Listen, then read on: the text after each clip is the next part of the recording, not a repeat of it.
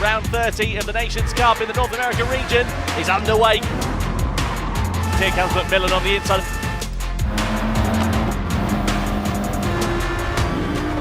Andrew Brooks, he dominates. We are racing. Beauvoir lost the position off the start, getting through the first turn. There was definitely contact there. And a little bit wide there for Coque Lopez. That's going to throw him off Mike. Valerio Gallo win round 30. Wow, look up deep. He's made a mistake coming out of the right hand.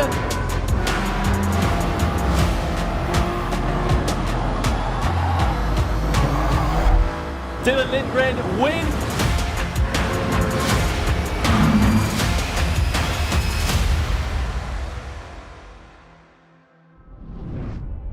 Hello and welcome to the 2020 FIA Gran Turismo Championship. It's the EMEA Regional Finals. My name's Tom Brooks. Alongside me, Jimmy Broadbent, as ever. We're here in a brand new studio. New digs, new set. This is all right, isn't it? awesome, isn't it? Also complete with these very fancy GT seats as well. Much better than the wooden stall that we've been used to for the last however many months. But awesome to be back. Yeah, you're just like raging about the aircon. You're loving it. Yeah, it's fantastic.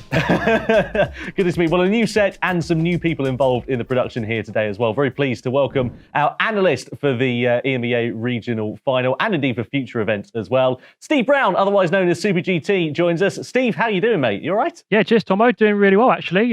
Thank you to Gran Turismo for having me along for the show. Now, I've been given my own room down here, and I keep a very close eye on all the drivers, see what they're getting up to. And not only do we have Steve Brown, we also have a familiar face who's been hibernating all the way since Sydney, Miss Julia Hardy. I mean, I don't know if hibernating's the word for it, but definitely been a little bit of downtime. But I'm super, super excited to be back with the GT family. I've missed you guys. Yeah, you're all right. Wow, I was actually trying to be sincere and heartfelt for once. Thanks. I won't waste my time doing that again. Wow. No, it is supremely a real joy to be back amongst the GT family. And of course, because, you know, we can't be with each other kind of face to face in the same way we're used to in our world tours, we've created this wonderful grid wall, as you can see behind me, so that we can see exactly what the drivers are up to and just kind of what weird faces they pull when they're driving. First of all, though, we do have Baptiste Beauvoir, who has been kind of ahead of the curve for most of this competition. Nipping at his heels is Valerio Gallo, who has, his race face is very, very serious, I have to say. And then, of course, the World Tour, you know, stalwart, which is Coque Lopez. Here he is. Everyone's concentrating, getting their kind of practicing in. We do have some fresh new faces as well. So we have Jose Serrano, who's a Spanish driver, who's just behind us here. Oh, I'm quite interested in everyone's shelves, actually. It's lovely. It's got some nice shelves behind there. We've got Christian Malky, who is a Swedish driver. And we've got Marcin Swiderek, who's from Poland. And we also have Nikita Moisov, who is from the Czech Republic. Now, those last three, Christian, Marcin, and Nikita, this is the first time we've actually had their countries represented. So that's quite exciting. I feel like we're kind of stretching and reaching our tentacles further out into the world. Not sure how I'm going to segue back to Tom and Jimmy in a minute, but here we go. But before we do that, I'm going to break down the races for today. So 3 races, of course. First one will be Autodromo Lago Maggiore with the GR3 cars. That'll be our first race of the day. The second race of the day will be for the Autodromo Nazionale Monza, but like without the chicane. So like don't, you know, bit nicer. And then for our grand final, which lest we forget is always double points, just to make it that little bit more exciting, which is going to be at the Circuit de Spa, and that's in the X2019 Red Bull cars. So, you know, even if you kind of mess up the first few races, there is still everything to play for. I'm very excited to be back. I think it's time we get this all underway. I'm going to kick it back to Tom and Jimmy. Over to you guys. I'm saying it like they're not right next to me over here. They're like, I can literally just almost touch their shoulder. It's great. It's a socially acceptable distance. That's what we like, anyway. I know, kind of chuck stuff. Yeah, exactly. I will, as we go on. Well, some new faces then, some that are old as well, or older, or more familiar with, and some interesting car track combinations. What are we expecting for EMEA region? Well, EMEA has always been sort of the region to watch. No disrespect to the others, of course, but all the hot action seems to come from here. And that was exactly the same story in our top 16 superstar races earlier on this year. We've actually thrown together a little series of highlights. So if maybe you missed the action, you can recap it here and now and see all the rivalries in between. We are racing! Can he hold it all the way around the outside through there? That's brave. It might cost him as well here because Lopez is on the outside here. Here comes Connaughton as well on the outside of Lopez. Drafting 205 mile an hour. I saw for a second go on Gallo's clock. Kepler goes up the inside, but he goes in deep. No mistake. Salazar spins it round. That is an absolute disaster. Back to Beauvoir, we're about to go 3 wide into the left hand. Is Beauvoir going to send it down the inside of them both? Into the left hand we go, and he does it! I mean, that would have been pretty sweet, and Swinerick, oh, he's gone. Into the chicane, is Beauvoir going to try and send it? Around the outside to the chicane. What a move from Beauvoir! Goodness me, what an exciting year we've had so far in 2020 in the top 16 superstars. And it's said to be exactly the same here in this regional final as well, isn't it? I think we're really looking forward to this afternoon. I mean, who wouldn't be? I mean, it's been so long since you've got to do one of these finals. Just glad to be back and doing things, really. So let's talk about how people have got here, of course. We've had 12 finalists come through from those superstar races. And we also have 4 from our extra stage time trial competitions. One of those guys is Salvatore Maragino. Here he is right now in the Red Bull X 2019 with a fantastic time around Suzuka of 1:38.350. Now, we've said before, it's one thing to do that time on a track on your own with nobody else around you, but when you then got chucked onto a race circuit with 60 other people who also want to think they're the best in the region, then it's a bit different, doesn't it? Yeah, exactly. Like you say, it's one thing being able to do it out on your circuit on your own, but when you're in and amongst different competitors, it is going to be a very different kettle of fish. Anyway, let's take a closer look, shall we, at the competition format that we've got taking place here today as well. So that's going to be coming up on screen behind me here at the GT Death style of area. You can see we've got 16 drivers per region for our regional finals in EMEA, Americas, and the Asia and Oceania. Drivers will accumulate points in all 3 races here today. Race 1 and 2, you get 12 points for the win, 10 points, and so on and so forth. The grand final, as you can see, is double points as well, so that can really shake things up. So from the EMEA region, we've got the top 8 competitors will be going through, then the top 4 from the Americas region, and the top 3 from the Asia and Oceania region. They will then go on to compete in our world final event. So it's a pretty exciting competition format. And although there's 8 places up for grabs here, Jimmy, with the EMEA region, it's set to be quite difficult, I would imagine, to try and make those top 8 places. Yes, definitely. It's one of those, we're the most competitive region out there, so it very much needs to have a concentrated driver. Otherwise, you're going to be losing out. However, one of those drivers who we sort of expect to see at the top of the pile is Baptiste Beauvoir. Did oh so well in the Superstars earlier on this year. Earlier on, I caught up with him. He's got some brand new digs. He's in a nice place right now. Bonjour, Baptiste. I understand you have some cars that you want to show off a little bit for us. This is the Lamputo car. We race in the 24 Hours of Le Mans. A Ferrari 458. There he is. It's Ryan? That's right. Mate, it's confidential. I'm training now. You've been racing, of course, in the European region, so EMEA. Is there anyone outside of that you have your eye on? I'm afraid about nobody, but I know everyone got the same goal, the same target, at this level of the competition. I will currently drive against the 15th fastest driver in Europe. So, of course, it's going to be hard. It's going to be not easy for me, but like I said, I'm very confident. I know what I can. I think I proved already what I can during the official season. I will try to make the same for the regional finals, and let's see. Is there a big difference between online events and racing at home? For myself, I'm faster at my home, but in the future, I will try to be fast as well in the World Tour event. Well, thank you so much, Baptiste. That was great, dude. Really appreciate it. Have a good one. Thank you, mate. Bye-bye. So yeah, Baptiste Beauvoir, very, very confident, very sure of his ability. And so he should be, really. I've been taking a look at some of the stats of this season for him. He's had 13 wins in the Nations Cup. 40% of his races in Nations Cup he's won. So he's actually a very, very successful driver this year. Someone had to take up that mantle, given that the 2019 Nations Cup champion, Mikael Hizar, isn't competing so much this year. Very aggressive driver. If you see him further back in the pack, be sure that he's going to make that overtaking manoeuvre. Really, really exciting to watch. Back to Tom and Jimmy. Qualifying is underway now for the competitors. They're just heading themselves out onto track. Let's have a look, shall we, at Coque Lopez, the Spanish driver who we've mentioned so much over the course of 2020. A hot lap from him. Hello guys, Coque Lopez here, and I'm gonna show you a good hot lap for the first race of Nations Cup Finals. As you saw, I prepare as good as possible the last corner to have a good acceleration in the beginning of the lap. Now here for the first corner you have to brake very smoothly because you need to have a good cornering speed here to go out of the corner very fast. And here you need to, let's say, to be very fluent because they are not hard brakings or anything like that. So we finished the first sector. It was actually a good one. And here you have to try to cut as much as possible the inside. And same here, because they are fast corners. So you need to go fast through them. And here you try also to cut a bit the inside, so then you have a good exit of the corner. It's very important to go fast from this corner because now we have a long straight ahead. And now this is a very crucial part. You have to try to go here flat out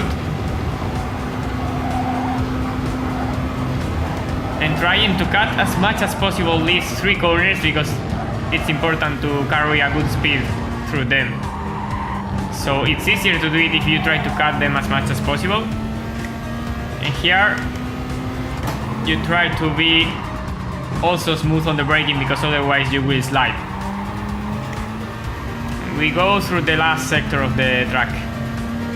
This first corner of the last sector, braking part overall is so difficult because you cannot see the apex.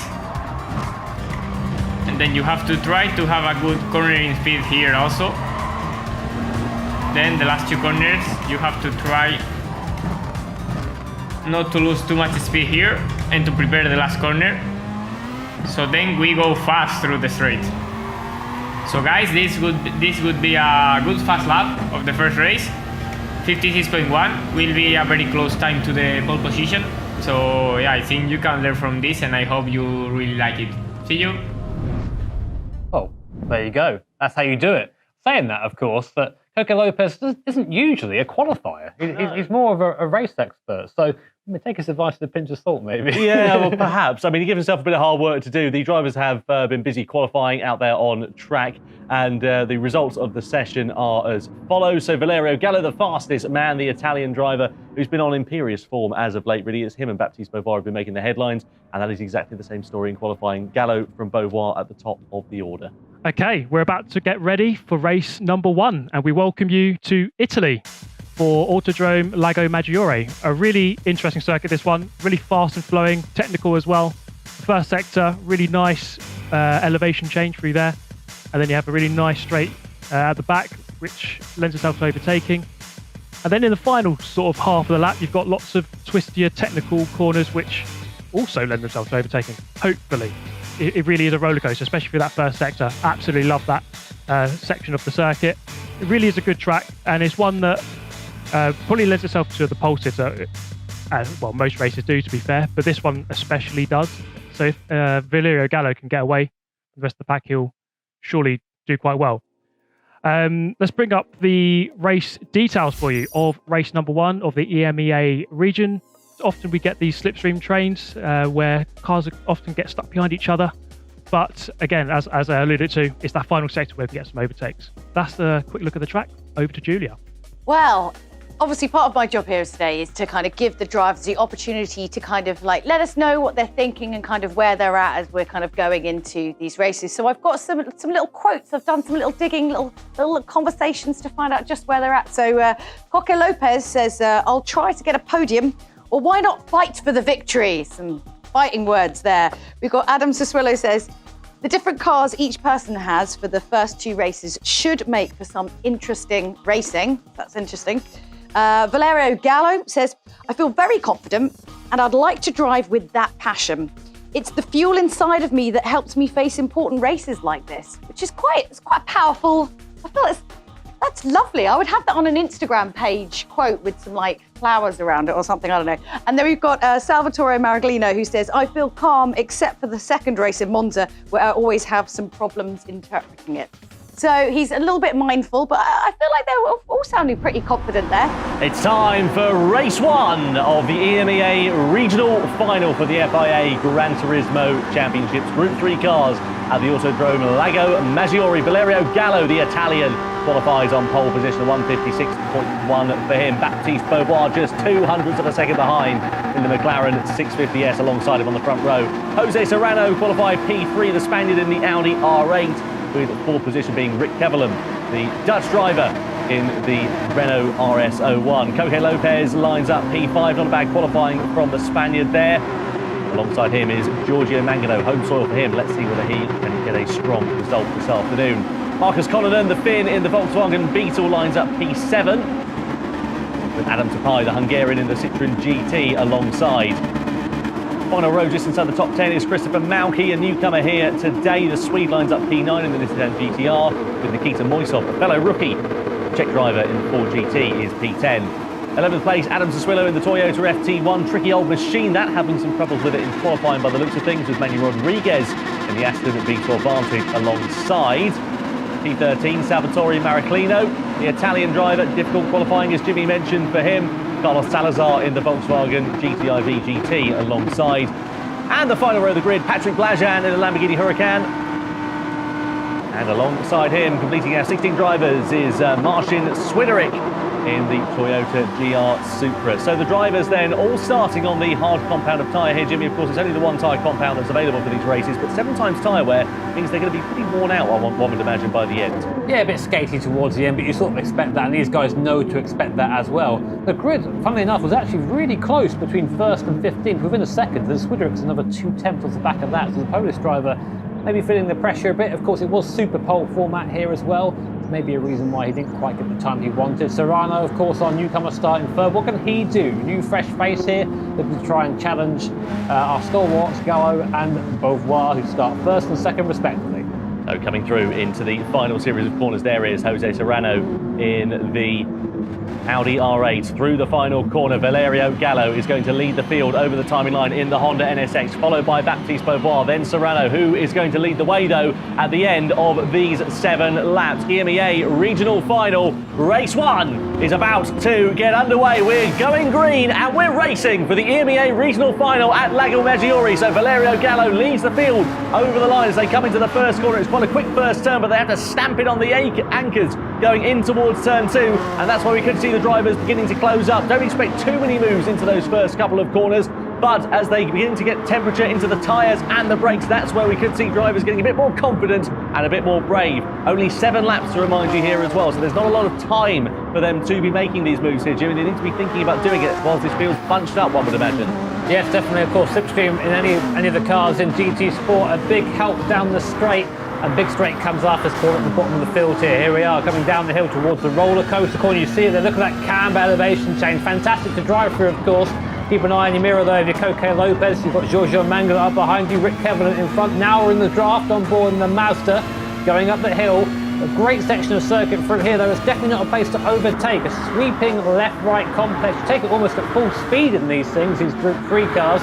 Again, focusing on Coque Lopez in the Peugeot, the top 2nd to 5th, quite close, with Valerio Gallo actually managing to put a little bit of a gap, 1.2 seconds now to Baptiste Beauvoir, who's heading this little pack now, on board with Lopez on the roof of the Peugeot, and then we plunge back downhill a bit wide there, very easy to do on this circuit, pick up a little bit of the grass, as we come now down into the long left-hander, takes a lunge at Rick Kevelan. Will he get it done? He may do. Forces Rick off the line, but he's going to slow himself down up the hill, and now it's a drag race up to the left-hander. You can see that happening from a mile off as well. Kevelan went defensive into the corner, just overcooked it whilst going offline, outbraked himself, and now they run side by side as they come over the crest and into the left-hander. Lopez on the inside. Kevelan still holds it firm then on the outside. This is a great tussle for 4th position. It's the Renault ahead of the Peugeot. Lopez is off the track nearly, and that's going to allow an opportunity for Mangano to get quite close as they come into the final series of corners. Very much elbows out then as they come to the end of the first lap and over the timing line. So Kevelan in 4th place has managed to hold on ahead of Coque Lopez. Now Lopez coming to pressure from Mangano. Conanan as well as Tapai not too far adrift as they all run nose to tail coming through the first corner. Here's Lopez back up the inside then of Kevelam. Side by side they come through the first corner. Kevelam's going to try and hold it around the outside, runs off onto the grass, bit wide there as Lopez forces the issue. Here comes Mangano as well on the inside, but he's going to flick it left and doesn't have the track position. So Lopez, a beautiful bit of driving there for him. And now Mangano is the man who is on the move as he tries to put the pressure onto the Dutchman in front. These guys, of course, fighting. All that's doing there in front is letting Serrano and Beauvoir get away. So whilst 4th to 8th are covered by less than a second, second, third, and of course first, Valerio Gallo all getting away. Coco Lopez gets it wrong going down the hill there. Just picks up a little bit of grass. It's going to compromise him now for this left-hander. Rick Kevelam will get a better run out the corner, but doesn't quite get out the corner well there. Maybe a little bit of oversteer, a little bit of issue with traction. Can happen in these cars. They don't tend to run traction control. Giorgio Mangano is trying to try and get alongside. The Dutchman coming into the fast series of corners, not quite able to do so though. Again, very much one at a time through here, so you do get stuck behind someone, you get this view, the rear bumper and rear spoiler of the car in front. Interesting to see the sort of slight differing in lines through here. A lot of the guys going quite wide, pick up a little bit of this grass, and next to that's Coco Lopez's line in front, that's where the dust came from. And again, we come back downhill. Rick Kevelam trying to repeat the move that Coco put on him the last lap, can't quite give that soft low. I think now they need to start focusing on going forward instead of squabbling with each other. And I say that, Mangano's going for an overtake. Here we are then, side by side down the straight over the crest of the hill. Is Mangano going to send it down the inside later on the brakes in the Porsche? Is he going to go through? Very close as we cut back to the camera angle. Kevelam now has the inside line for the following right-hander. Mangano's going to try and hold it round there, but he's not going to have the opportunity or the track position to do so. So he now needs to be a bit smart and try and set something up for the final corner, get a good exit out of there and allow the slipstream advantage that he will have over Kevelam to take place. But of course Kevelam is very close behind Coque Lopez there as well, so kind of negates that for the time being. Over the timing line we go. Gallo still leads the way, 1.5 seconds nearly the gap between himself and Baptiste Beauvoir. Serrano in third, then is the battle for fourth position, which still continues on. There's quite a bit of daylight between the two Spaniards of Serrano and Lopez, and look at the train of cars that is following behind Lopez at the moment. This is getting very, very interesting indeed, and it's a case of one simple mistake could cost you a few positions here. Yeah, this is a dream start though for the guys at the front of the field. They're basically just driven away from everyone down from 4th, 5th and 6th. Serrano as well. His first official race here, the regional final, he's just sitting there in third place, happy as Larry. Yeah, absolutely. Let's go down to Steve. What have you got for us, Steve? Yeah, just trying to look at the best overtaking opportunities of this lap, because at the moment there haven't really been many changes in position other than Coque Lopez and Kevelam. It looks really difficult to overtake because of the slipstream. You go for the overtake, you pull out, but then you have got the slipstream, the car ahead. So then we've seen that a couple of times where Kevelam has been able to stay ahead of Mangano because he has the slipstream of Coque Lopez. That's kind of what it's like around this circuit. Of course, thank you for that, Steve. As these guys are all of the same, very similar level of skill around here. So it isn't just a matter of sending one up the inside and then they'll get out of your way. Everyone's going to fight for every inch of tarmac. And what Steve means there by the slipstream not really working is when you pull out, of course, that hole of air punched by the car in front suddenly just disappears, and you're then met with massive air resistance as you pull out to try and overtake. And of course, all that is simulated within GT Sport. So if your car isn't too hot in a straight line, you just sort of get stuck. And Coque Lopez right now, that Peugeot, which does seem pretty quick in a straight line. Yeah, it certainly does, and you can see, and that also indicates just what an unbelievable job that Valerio Gallo has done to put a 1.7 second gap between himself and Baptiste Beauvoir. Likewise, Beauvoir 1.5 seconds ahead of Jose Serrano. There is Valerio Gallo coming over the timing line once more to start lap number 4 out of 7. We're over the halfway stage here in this race, and still it's anybody's guess who's going to hold on for 4th position at the moment, because Coque Lopez is absorbing that pressure like a sponge, but he is really going to have to try and keep his nose clean. But you can see that Kevelam has just fallen back a little bit adrift of him, and now Mangano is the driver on the attack, coming through the right-hander. They're going to flick it left. There's no opportunity for Mangano to find his way through into there, but maybe if he can set something up coming out of that corner, it may present an opportunity for him, but it is so difficult to do so, as Steve was alluding to just a few moments ago. It's very exciting. There's lots of tension built in, and that's exactly what we love to see. Just to remind you, of course, 12 points on offer for the race winner, the grand final being double points there as well. So it's all to play for here. 8 drivers will go through to our world final event for the EMEA region at the end of today.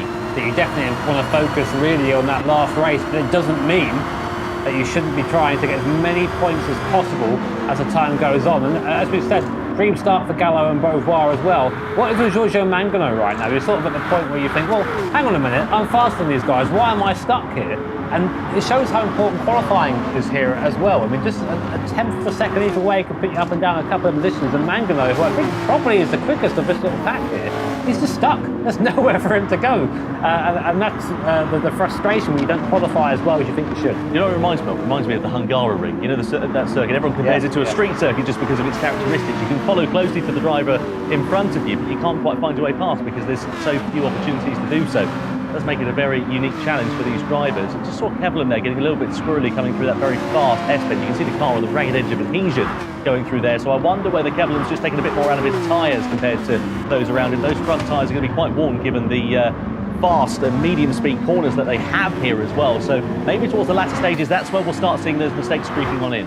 Yeah, it could definitely be the case as those tyres go away. As you said, Tom, we're on board now with Giorgio Mangano up behind Rick Kevlin. He's in the Renault.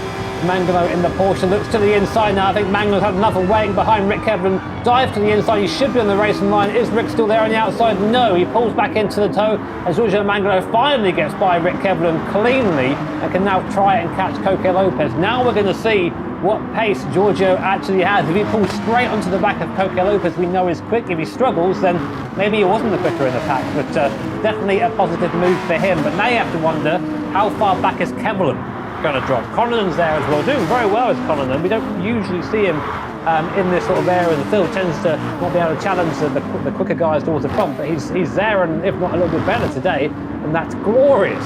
Group 3 Peter. I missed it. Sticks out like a sore thumb, that thing. You can see the very unique interior as we ride on board here with Marcus Conlon coming over the brow of the hill into this left-right hander, and just look at the steering wheel. I was going to say this, we hope we stay on board with it there, but we didn't. But look at the car moving through here. You can really see it on the ragged edge of adhesion there as they're putting that lateral load through those tyres. You can see Coque Lopez there taking the curve on the inside as well, and how close all these drivers are running to one another. The gap between Mangano and Lopez, 0.8 of a second there as mistakes beginning to creep in now in these closing stages here from these drivers. Don't want to pick up that grass over there. That's one-way trip to Scary Town, which definitely exists. I've been there. It's not a very nice attraction.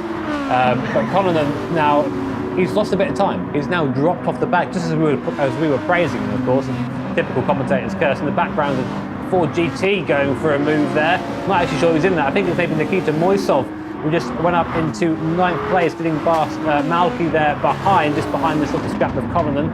Just sort of getting a little bit of it now. But Conlon now looking to try and gain that time back on Rick Kevlin. He already has, actually. He's now right onto the back of the Renault as well. So maybe Rick's struggling a little bit now on tyres as the race is going on.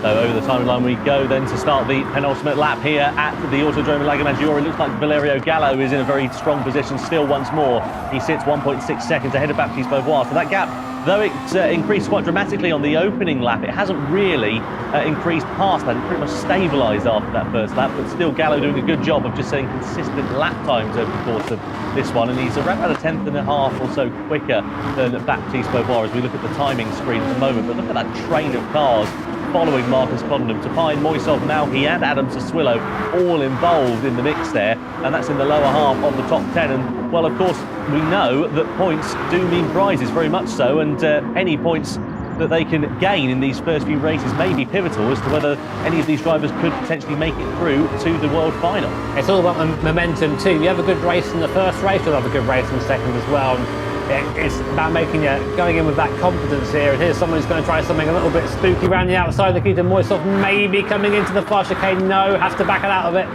Taipei in front. This doesn't quite have the speed at the moment in that Citroen. Can't quite get the most out of it. Steve, what do you make of the situation? Yeah, it looks like Taipei is sort of struggling, although now he's sort of transferred that pressure over to Moisov, who's now on the back foot against Malky. But this sort of phase of the race, we're going to be looking at the guys who have done the best job of managing their tyres, especially, well, we're on the penultimate lap now, so we're going to see, hopefully, some more overtaking now. Thanks, Steve. Yeah, we can see a warning there for Tapai and Malky colliding with another car. Unfortunately, not deeming enough for a penalty there for them. You see Moisov going really wide into the penultimate corner as they come through that final sector there. Now, on to the start of the final lap. Here's Valerio Gallo here. And I think it's really hard to understate just how impressive this performance has been in this race. Though that gap has stayed at 1.6 seconds pretty much for the majority of this race. It's really impressive to have just seen him managing everything so well.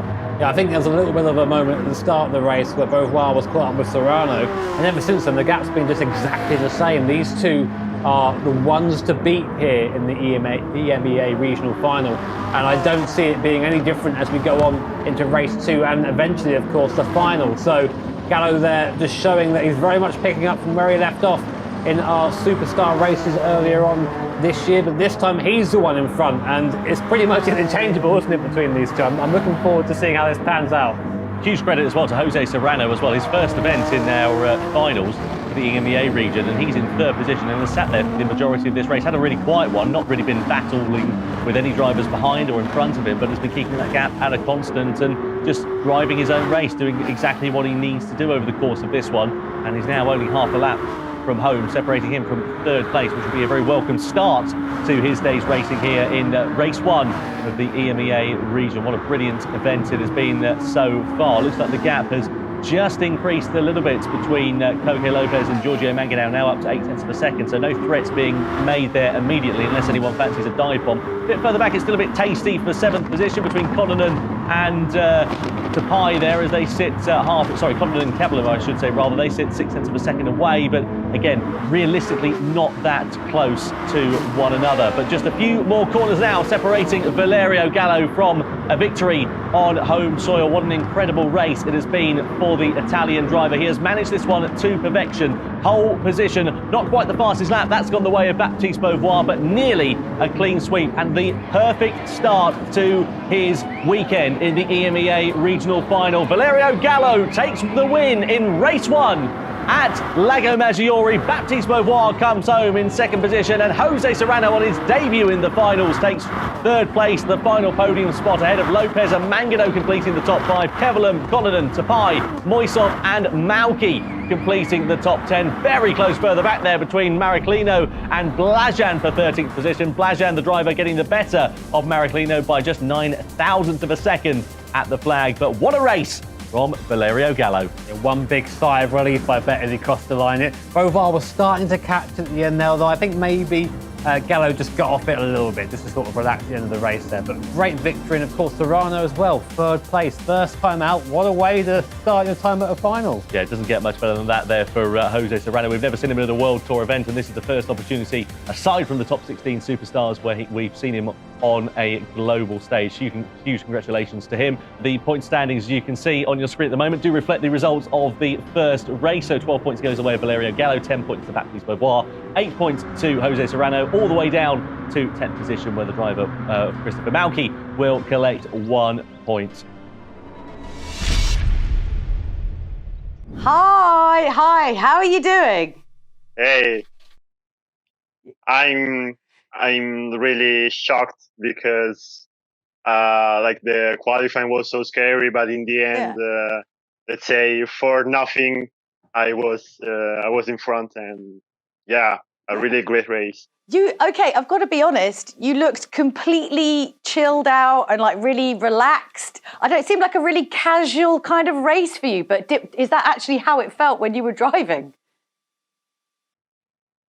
Well, let's say I was pretty much prepared about this race. I trained a lot, so yeah, I mean, also with the car, I had so much confidence, as also it's one of my favorite cars in the game. So yeah, also in the qualifying after my lap, I wasn't so happy because I thought maybe the other guys could overtake me easily. But thankfully, for 20,000 of seconds, like I was in front of 2, and that predicted me my race. Oh, well, look, big congratulations. Good luck moving forward to the next race. We're going to throw it back to Tom and Jimmy for a few little cheeky replays, I believe. Well, thanks very much, Julia. Let's take a look, shall we, at some of the best moments from the race of this one. So this is Koke Lopez versus Rick Kevlam on lap 2 here, Jimmy. A little bit of argy-bargy going on into this corner. Yeah, these guys sort of stuck together for the entirety of the race. Giorgio Mangano in there as well, trying to find a way by, but couldn't quite get it done. Steve, we sort of touched on why that was earlier on. What was the difference in the end to help Giorgio get through? It seemed as though he maybe preserved his tyres a little bit better in that Porsche 911, and he just used a bit of brute force aggression just to try to get through. It did take him about half a lap. You can see them going side by side here for quite a long time. Really good racing between the two of them, but eventually he just went full on and just went for the move.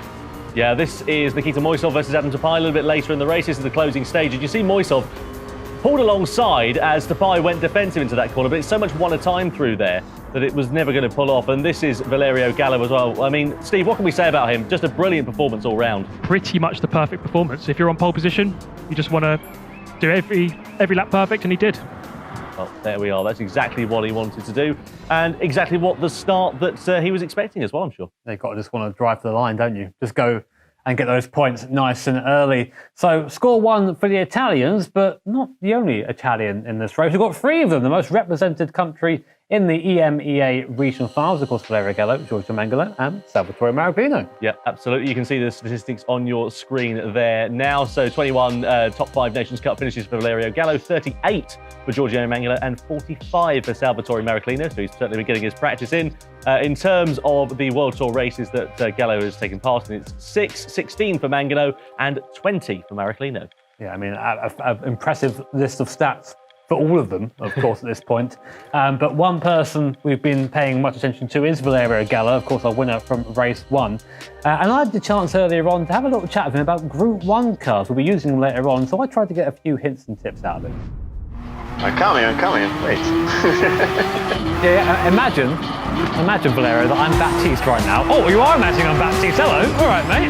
I see how it is. So, Group 1, of course, we're here at Monza as well, but with no chicane. And it makes arriving there at like 40,000 miles an hour quite scary, right?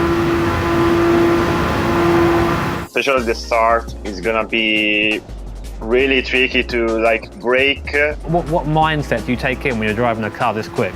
Well, obviously to always memorize the braking points, because since you go at higher speeds than normal, you have to really memorize, like photograph the braking marks. Yeah, like the Group C surely is all about power and no downforce, because obviously it's an older car, older chassis. How am I doing so far? You didn't brake too late in the corners, because it's very easy to miss the braking point going so fast, so it's pretty fine for me.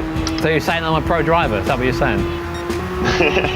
Well, I mean... I'm going to put you on the spot. Oi, you cheeky boy. You cheeky boy.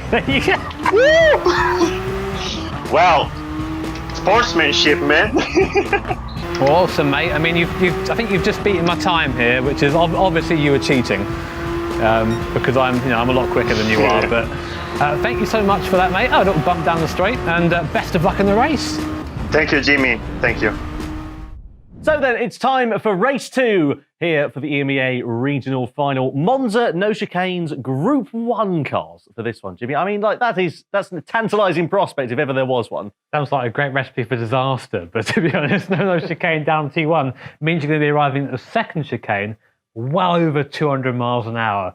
Tempo of speed, Monza. Fairly sure it's going to be earning its name today. Yeah, I wouldn't want to be heading to the Della Roggia in Group 1 cars at that sort of speed. That's, like you say, a recipe for a rather large incident. Hopefully that's not the case for these drivers. Let's take a closer look, though, at the race details for you and have a quick look at the Monza circuit first of all. So the Autodromo Nazionale di Monza, as Jimmy alluded to, is known otherwise as the Temple of Speed, has held the Formula 1 Grand Prix there since I think about 1964 or something along the lines of that. 5.7 kilometres long, the no chicane layout. You can see 3 sectors there, variety of straights, some medium speed corners. The first corner, effectively, is the Curva Grande, the long sweeping right-hander, but the hard braking zone of the Della Roggia is when we should see some moves being made, likewise into Ascari and into the final corner of the Parabolica. You can see the drop down of 13.5 metres down to the Parabolica, and then you come climbing up the hill as well as you go through in towards that first corner.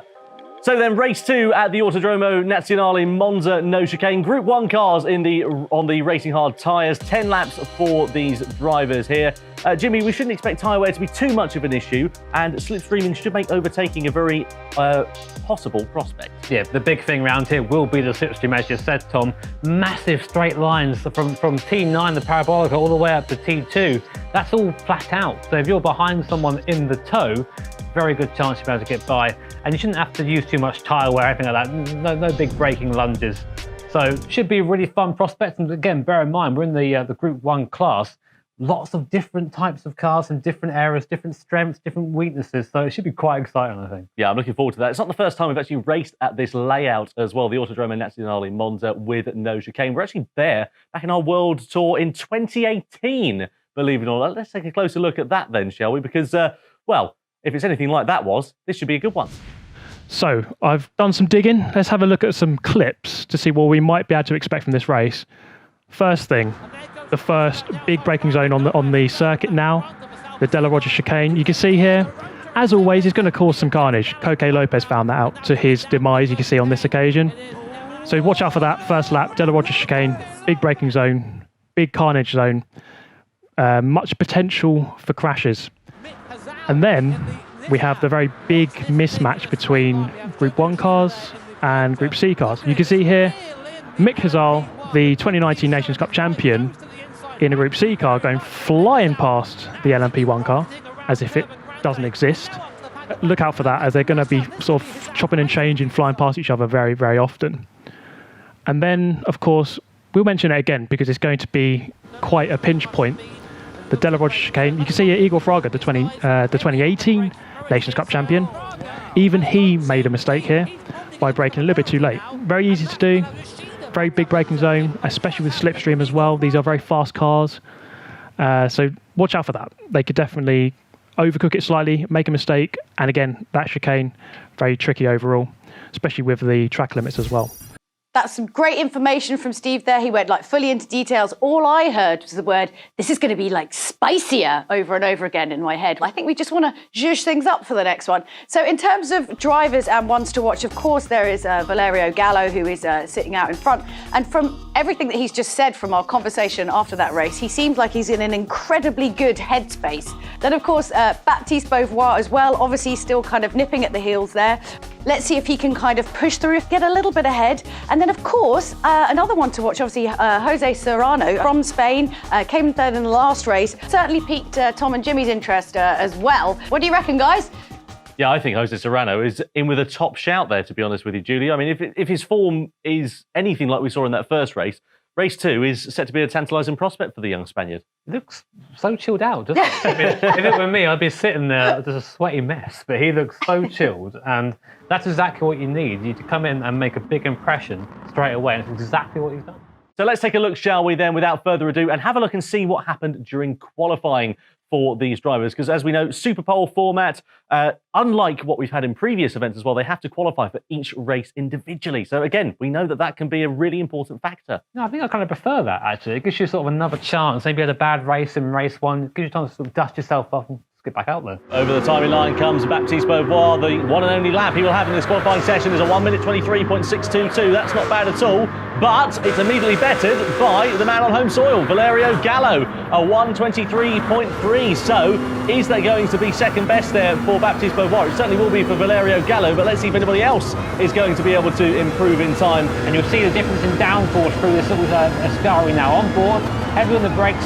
Chuck the car on the left, sticks now 100 mile an hour on the apex there, and full throttle all the way through, absolutely just stuck to the floor. What a lovely machine. So he's managed to claw some time back. Over the timing line comes Jose Serrano, and it is a brilliant last couple of sectors for the Spaniard. A 1:23.6 puts him second best, and crucially splits Gallo and Beauvoir on the grid. Kevelam comes over the timing line. He goes into P8 at best. Here's Christopher Malky, the Swede, and he goes into P7 with a 1:24.1. Adam Caswilla overtaking the line of this. This doesn't really help much though, only P9 for Adam. What can Martin do? Will he come down then to the straight, and his 5th place there. A really great time there. Didn't expect that from Cedric, a 1:23.7. Salvatore Marichelino comes over the line. He only goes into P9, so work to do for him then under race conditions. Valerio Gallo was the man who qualified on pole position. Once again, as I said earlier on in qualifying, pulling the rabbit out of the hat. I don't know how he seems to do it. Wasn't even by a little bit either, 0.3 of a second. And you might think, well, that's not much time, but round this circuit, where a lot of it is just full throttle, that's super impressive to have that sort of gap. But mainly between them, between him and Beauvoir, Serrano managed to sneak into second place there. Another really strong result. Yeah, I just don't know how he seems to do it. We'll talk about Martin Swiderick as well, managed to sneak into the top 6 really, I think this is the point where he needs to turn his race around, his weekend around. If he can get this race as well as he's done his qualifying, then I think maybe he'll be in a chance of a good position in the final. There we are, that's qualifying over and done with. Let's get ready, shall we, and go racing. Tension is in the air ahead of race 2 for the EMEA regional final. The Autodromo Nazionale Monza hosts this race. You can see Valerio Gallo qualifies on pole position in the Peugeot 908. Alongside him on the front row of the grid is Jose Serrano, the Spaniard in the Audi R18. Second row, Baptiste Beauvoir, the Frenchman in the Sauber Mercedes C9. And alongside him on that second row, Adam Tapai in the very high-pitched rotary Mazda 787B. Marcin Swiderek is next up on the grid in the McLaren VGT. Alongside him is Nikita Moisov in the Toyota TS030 hybrid. Coque Lopez lines up P7 in the Jag XJ9. Not a bad qualifying there for him at the end of that one. Ahead of Giorgio Mangano in the Nissan R92. Completing the top 10 is Christopher Mauki in the Alpine VGT, the Swede. And alongside him is Patrick Blajan, just sneaking into the top 10 there in the older version of the Audi R18. Mariclino on home soil in the Peugeot is in 11th. Alongside him is Marcus Condon in the Dodge SRT Tomahawk. Towards the back of the grid, work to do once more for Adam Sassuillo in the Mazda LM55 Vision Gran Turismo car with Rick Kevlin. Again, another driver needs to pull it out the bag in this one. Let's see whether he can in the Hyundai. With Manuel Rodriguez in the Porsche 962 and Carlos Salazar, the Portuguese driver, completing our 16 drivers ahead of this second race. So only one tyre compound as we have with race 1 here, Jimmy. 10 laps though. What are the drivers going to be thinking going through that Curva Grande and heading into the Della Roggia? It has to just be hyper-aware this time, because there's going to be cars of all differing speeds at that point of the race, especially, I know we've said a lot about him already, but watch out for Jose Serrano in that R18 hybrid. He has what the top 5 cars apart from him do not have, which is a big button, a big go fast button at the start of the race. So he'll shoot off as soon as the green flag drops, but of course run out of puff as we get down towards the chicane. So he should get past Gallo pretty much straight away, but might not be able to keep that position down there. But keep an eye on it. Let's see what he can do then. The drivers coming through the final corner. A rolling start for them here ahead of race 2 for the EMEA regional final. Gallo, of course, victorious last time around. 12 points on the board for him here so far. Can he convert that into 24 in 10 laps time? Or will the likes of Serrano, Beauvoir and Tapai upset the apple cart? Race 2 for the EMEA regional final at Monza is underway. Then Gallo leads the field over the line, but look at Serrano, look at the charge on that Audi R18, already into the lead before they come over the line. Absolutely fantastic there for the Spaniard, and now Gallo's going to have to watch his mirrors again, because Beauvoir is on the attack as well as Tapai, Swiderek and Moisov coming through Curva Grande, and look at the gaggle of cars in the background as they come through the right-hander. Absolutely brilliant racing, but who is going to brake latest? Who's going to be Dan Dare on the brakes? Tapai is going to go down the inside, or at least try to, of Beauvoir, but Beauvoir holding his line through there. Bit squiggly on the exit as well for Gallo coming out of the Della Roggia, but Serrano leads the way. Tell you what, Gallo did really well there to only lose 1 place to Serrano. That Sauber behind, incredibly fast down the straight, as is this car, piloted by Martin Swiderek, up into 5th place in the 6th stream of Adam Tapai in front of that glorious 787B, splitting flames as it changes gear now as we go underneath the old oval up towards Ascari. This is where this car's going to be better than the car in front. Harden the brakes, chuck it to the left, don't use too much of the curve on the inside, or it just launches off to the right into the gravel. This is where you don't want to be. Coque Lopez there in the XJR9, Jaguar behind, looking up into the 6th stream. He'll have the toe and the grunts to get by coming down to the Parabolica, but won't quite have the same braking capability as the McLaren VGT, but it doesn't matter, he's already passed, and his Group C cars going crazy in the background there. I think that was Mangano, yeah, going wide there in the Nissan, just getting a little bit of help, I think, off the Parabolica, and that's not going to be great for the start of his race. Something to on Pete Tong as well for Christopher Mauki. He's down in 16th position at the top as well. You can see the Valerio Gallo versus Jose Serrano is about to change hands. Here we go, side by side, and Gallo takes the lead back then from Jose Serrano. So it's the Italian ahead of the Spaniard as we start lap number 2. That could be a very recurring theme as we come over the course of this race, but certainly some stuff to analyse on that opening lap for Steve. We'll cut to him, I'm sure, a little bit later on. But here is Coque Lopez putting all sorts of pressure on the the back of Adam Tapia as they come through into the Della Roggia chicane. It's all getting a bit messy, a bit further back. So busy it is going through there, and it's easy to get interlocked in these battles with other drivers. And before you know it, the one who's in front of you two, as you're squabbling, is cleared off into the distance. I'll tell you what Gallo wants to say to Serrano right now. Too soon, Julian. And again, here he comes back again. And see, this is the difference. You see, out of the corner, the Audi really, really quick, and then just hits a wall. Because you lose 400 horsepower when that charge, it goes, when it's gone. No more hybrid fun times. So you end up just slowing down, and then the car in front, this Gallo in the 908 diesel, just has the same grunt all the way down the straight. So again, corner exits when you want to watch out for the Audi, and if you're in the Audi, corner entries when you want to check your mirrors and make sure no one's going to dive up the inside. Baptiste Beauvoir though starting to fall off a little bit now, 1.2 seconds behind Serrano.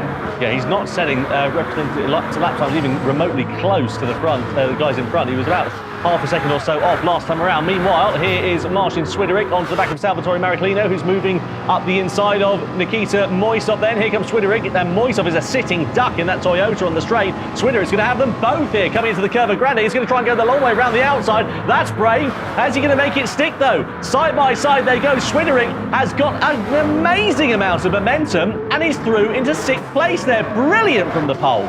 So you've got to do it around here, you've got to time it right. He knows his car is quick in a straight line. He knows in the toe that it's going to be very quick into corner entry. So just timing that right, getting the move done so no one can respond. Perfect stuff there from Swideric. Now, let's go back to Serrano. You can see again, corner exit. Very slow, very fast, compared to this Mercedes. Baptiste Beauvoir on board now. The Beauvoir's hitting 200 miles an hour before braking for his car. That's crazy speed in a car from 1989. And having this on-board shot now, I hope to try and illustrate more about that difference. I love that old-school dashboard as well with that car. So let's see what is going to happen then. So Baptiste Beauvoir, we ride on board with him in 3rd position. Jose Serrano not too far in front, but Gallo is trying to clear off into the distance. He was fastest last time around by a significant margin. Well, I'd be great to hear from Steve at some point about what he thinks about this. Steve, are you down there, mate? I am still here. Haven't run away just yet. He's still there. But yeah, I'm just looking through some of the replays of some of the guys at the start. There's been a lot of change. Obviously at the front, top 4 positions have remained fairly static, but... Oh, Steve, sorry, mate, I'm going to cut you off there, because Baptiste Beauvoir has just gone past Jose Serrano there, using the grunt, the V8 in the back of that Mercedes, and past the Audi R18, which now just seems to be going backwards.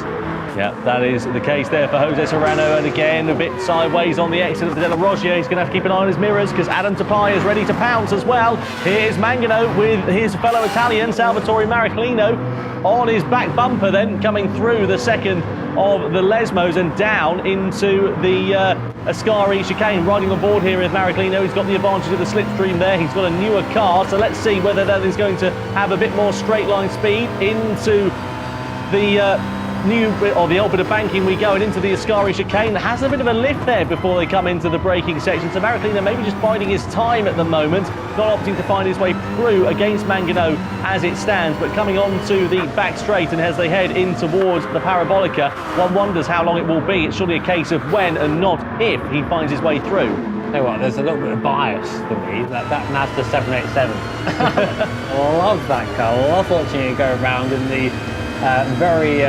recognisable green and orange Renown livery. You can see it just about in our background there. Look in the mirror there, the top half of your screen. Look at that. That's the Mazda. Here it comes down the straight lines. Got that straight line speed up the inside.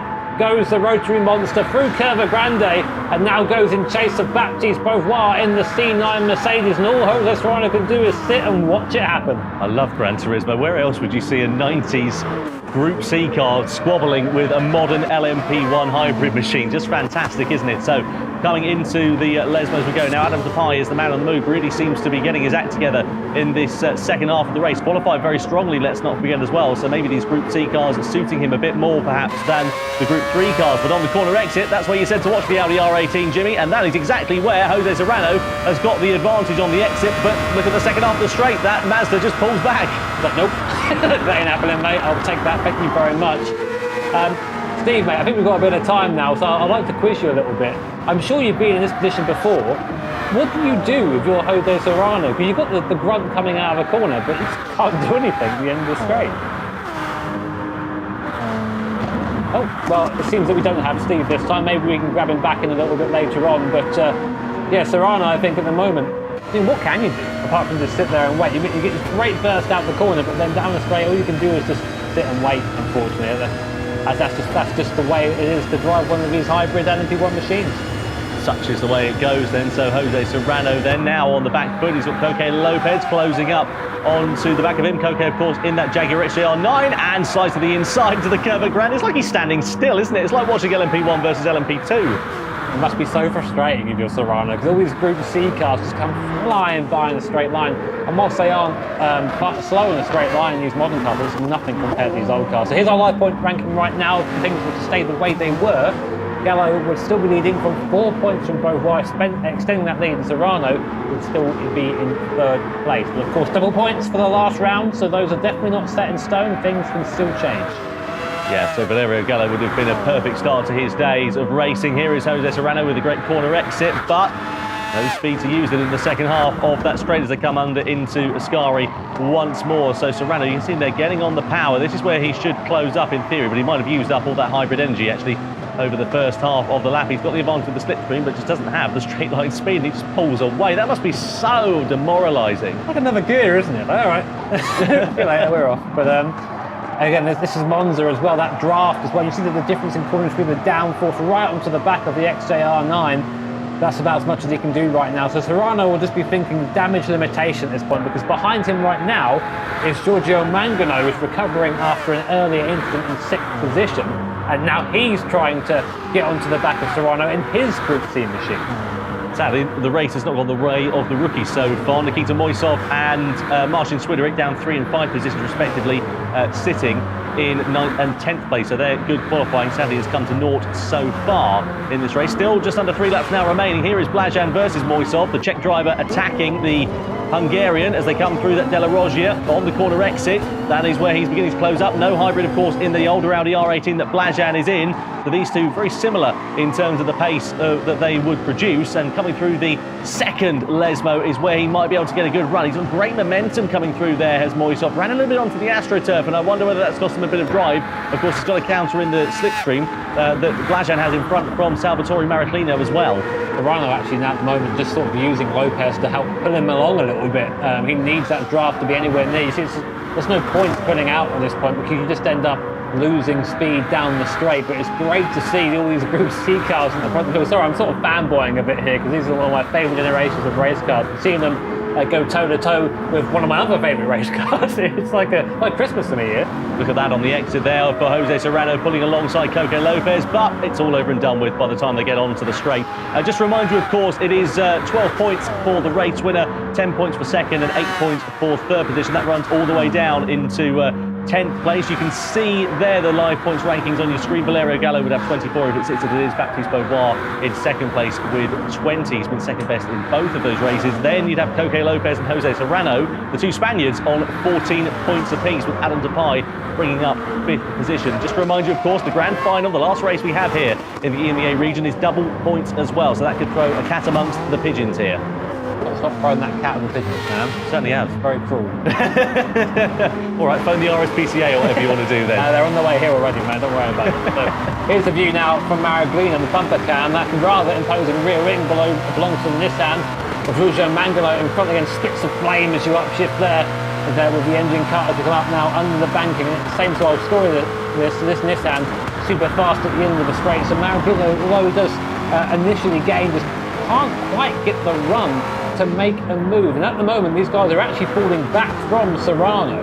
So Serrano's probably safe now, just sort of following Coque Lopez around. I'd really like to see what happened to Giorgio Mangano at the start of the race. Yeah, I would too. It's something's clearly not gone his way. Likewise, Chris Mauki also had some problems. Just having a look at the driving position there of Maraclino as well. I mean, he's really sat on the wheel. It's like watching a granny in Florida driving to the shops, that, isn't it? Yeah, I mean, he's put the seat forward about as far as it would go. I think he's a man that also suffers with short leg syndrome like me. So, you know when you're sitting in your car and you're thinking, come on, go faster, go faster. Is that what he's trying to do? Just edge it on to go a bit quicker in the straight? I think maybe. I mean, especially if you're someone like who's in Serrano's position right now, where what you can do is sit there and wait, basically. But that's that. This is now. Where'd you get that line from? I always wanted to say that. Here is Serrano. See, I mean, I know it's been a bit of a focus in this race because he's just sort of gone backwards, but I think he's made the best of it in that car. Maybe waiting for his moment to pounce with Coque Lopez. He knows he can't really get by and put it away, so maybe we'll try and just sneak by on the last lap and just clinch a few more points. All points count here, all very important. I say that. Serrano has actually gone past Lopez temporarily down the straight, but no worries. Lopez is back by again. Salvatore Maraclino was all over the rear wing of Giorgio Mangano coming down that straight. Don't think he was able to find a way past, but let's see whether he is going to be able to. Here is Serrano then, still on the back of his compatriot of Coque Lopez. Down the back straight we go as we head in towards the Parabolica then. So we're ready to start the final lap here. This race is absolutely flown by, and Serrano is going to be running out of opportunities to try and get some damage limitation. If it finishes as it is, these two will be tied on point, but the corner exit is where the Audi R18 is strong, but not strong enough to overhaul the charge of that